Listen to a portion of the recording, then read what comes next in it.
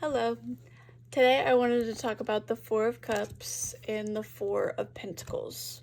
Before I get started, I want to mention that I am a Sun in Capricorn and a Cancer moon. And why I'm mentioning all of that is because I'm pretty sure I said in my first video that zodiac signs / astrology, it doesn't matter if you associate it with your cards, but I'm starting to realize that it definitely goes hand in hand.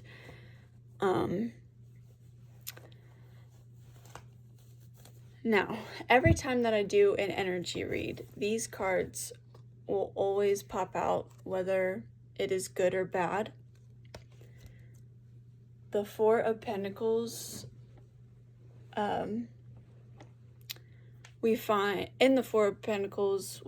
the ability to take care of ourselves, our personal boundaries, and what we have, but it also notes a possible rigidity, which is very common in Capricorns. And this card is associated with the Cancer moon, the moon in Cancer. And when this card pops out,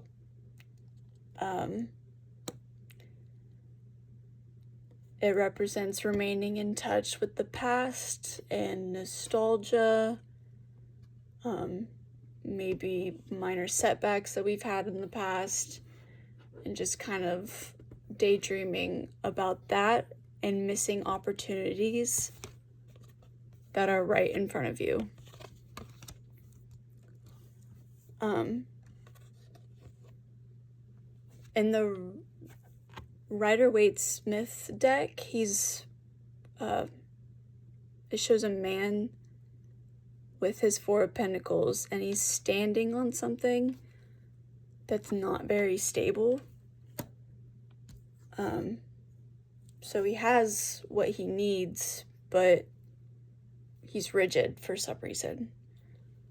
And I think that is ultimately what I'm trying to learn, is how to get out of this rigidity.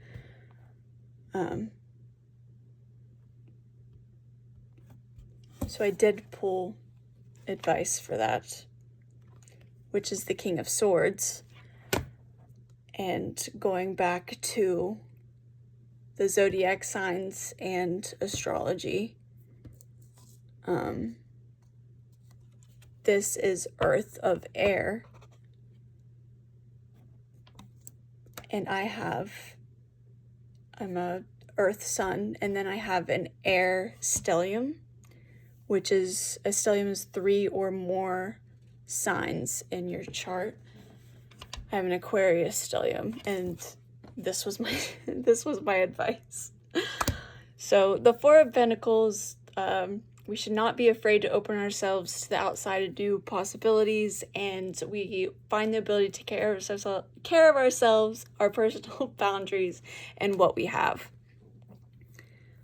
And then the King of Swords is my advice, which is really funny because it's all about being a great communicator, a strategist, and finds unexpected solutions to not keep us caged in usual mental schemes that we may or may not have, which I definitely do because these cards are always popping out. They're my least favorite minor arcana cards, but I just thought that was super interesting and cool and frustrating at the same time, because every time I do energy reads, whether it's good or bad, it's always popping out. They're always popping out. And it's a little jab to the side. It's very annoying. So I'm in the process of trying to rework the rigidity, because I think once I open my eyes to newer opportunities or new beginnings, whatever it may be, I can stop being less rigid and come into the King of Swords. Or grow into the King of Swords. I want to get more advice on it.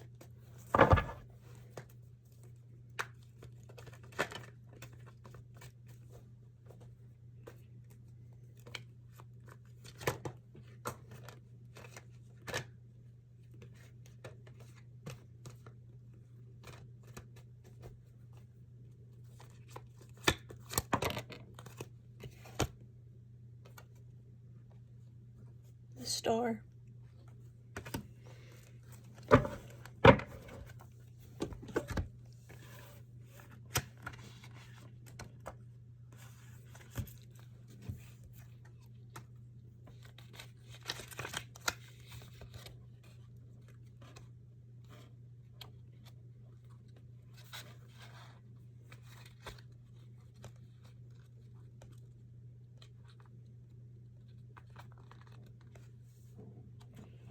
Oh, the Two of Swords fell out too, which represents choices. And the Four of Cups, look at all the choices that she's blinded to.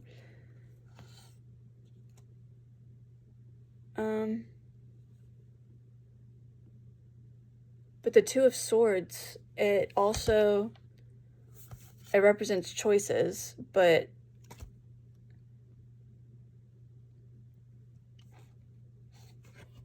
she's meditating on her choices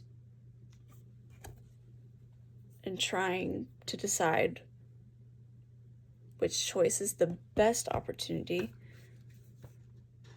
But you can't linger too long. And then the Star is, oh, it's Aquarius. It's in the sign of Aquarius, and I just said I have Aquarius stellium.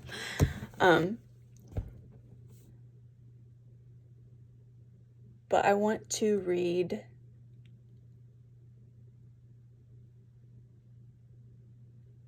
the definition from the book for this. A woman pours water on the earth and into a river on one side. Her action feeds the earth on the other. She pours water into water in an apparently useless gesture that is, however, connected to the ideal, hope, and the union of intentions.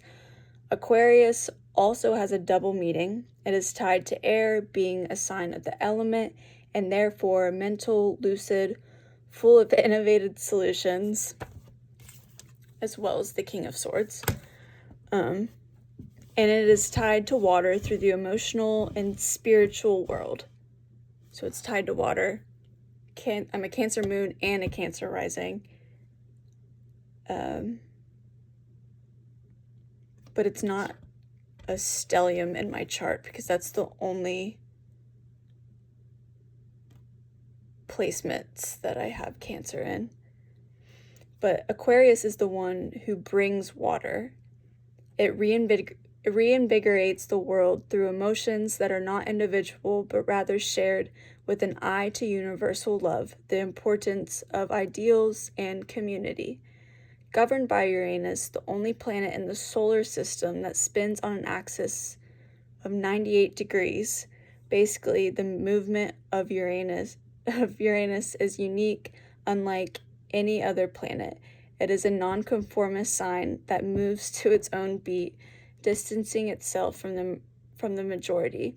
In the Star card, the uniqueness of Aquarius becomes hope, the light that can be seen at the end of the tunnel, fortune, and being open and receptive to life and nature. The main advice that I'm getting from this is the last thing that said, open and receptive to life and nature. And then,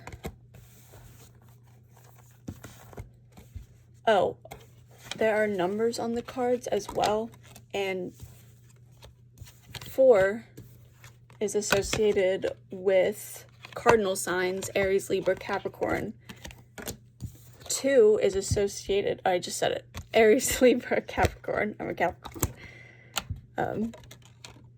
So it's interesting and really cool that that popped out.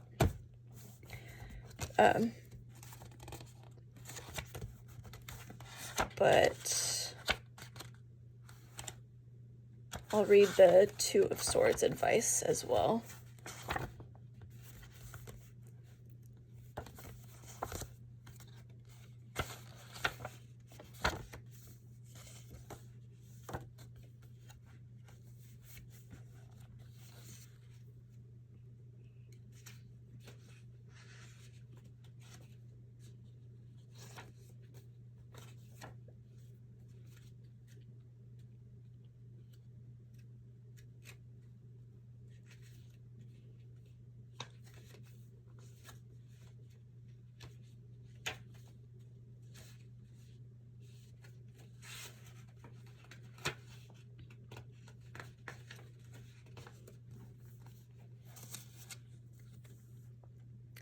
In the Two of Swords, there's hidden information, secrets which we must seek within ourselves. Secrecy is an expression of the moon, whereas the emotional search is part of the sensitivity of Libra, pondering, thinking before acting, making a decision in order to restore balance and inner harmony. This is a card of searching, balancing of the piece needed to make a choice. Multiple choices could be. The moon represents change, which stabilizes and channeled through the harmonious energy of Libra. Keywords: inner search, harmony, individual, thought, recollection. Okay. So this card, the Two of Swords, is associated with the moon in Libra. But from my understanding of this deck specifically, or I guess with any card, that whatever number goes with the card can represent a sign. Okay, yeah.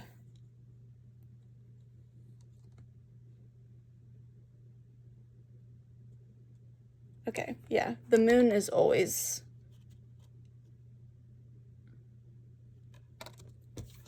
the moon is there, and I can't remember which. I'm assuming that's a Libra sign.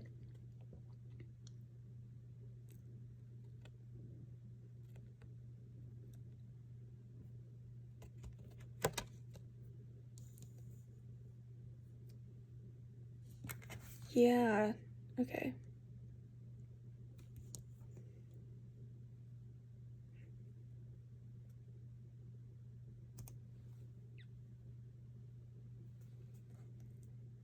Inner search, harmony, individual, thought, recollection are the keywords. But what I was saying is that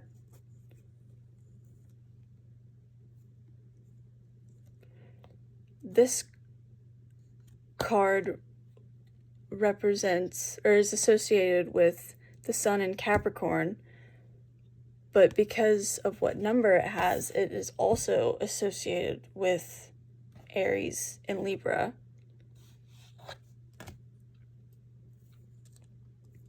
And it's all tied together. But yeah, I found that discovery recently, and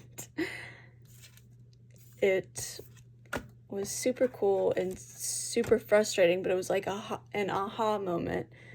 Because it's like, yes, this does make sense. Because sometimes I doubt the